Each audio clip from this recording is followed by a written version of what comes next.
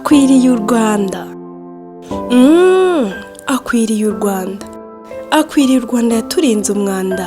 Akwiriye u Rwanda yaduhaye imihanda. Akwiriye u Rwanda yo karama mu Rwanda dukunda. Aho tugeze ni heza kubera perezida wacu nyakubahwa Paul Kagame. Ibyo tugezeho ni byinshi, ihera ijisho urambwira. Akwiriye u Rwanda ndabihamya. Ese uwaguhaye amata yakwima iki? Yadukuye mu itegura duha amabati, yadukuye ku gatara k'agata duha amatara arara yaka, yadukuye mu iteme aduha ireme ry'uburezi ndavuga iridaheza, yadukuye haba dushyira heza, yadukuye ku mashara aduha matera, yadukuye mu kiraro aduha ibiraro ndavuga gira inka munyarwanda. Ndabihamya akwiriye u Rwanda kandi u Rwanda ruramukwiye. Aho yadukuye ni kure, tuzagera kure hashoboka. Tugufite nitwifuza undi perezida, guma ku isonga waradusobanuye. Ninde nkawe koko? Waradusobanuye ubu turasobanutse. Umugore wamuhaye ijambo, wubakira abatishoboye, wumvisha umunyarwandakazi ko nawe ashoboye.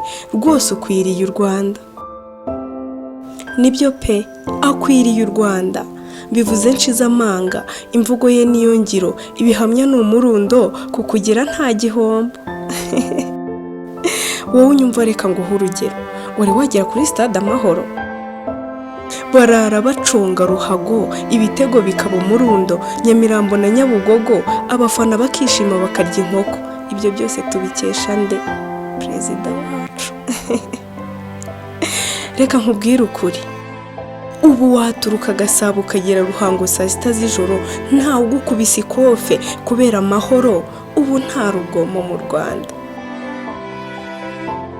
Ubu kuvoma ni muri metero, ubu amavuriro ni bugufi ntawe ukirembera mu rugo, amashuri yaratwegereye, ubu nta bujiji butujujubya. Akwiriye u Rwanda kandi u Rwanda ruramukwiye.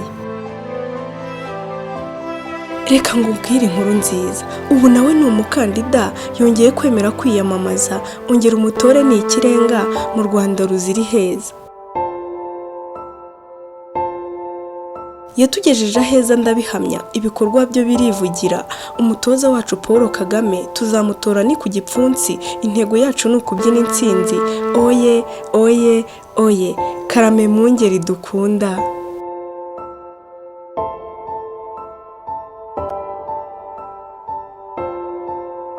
Ukwiriye u Rwanda.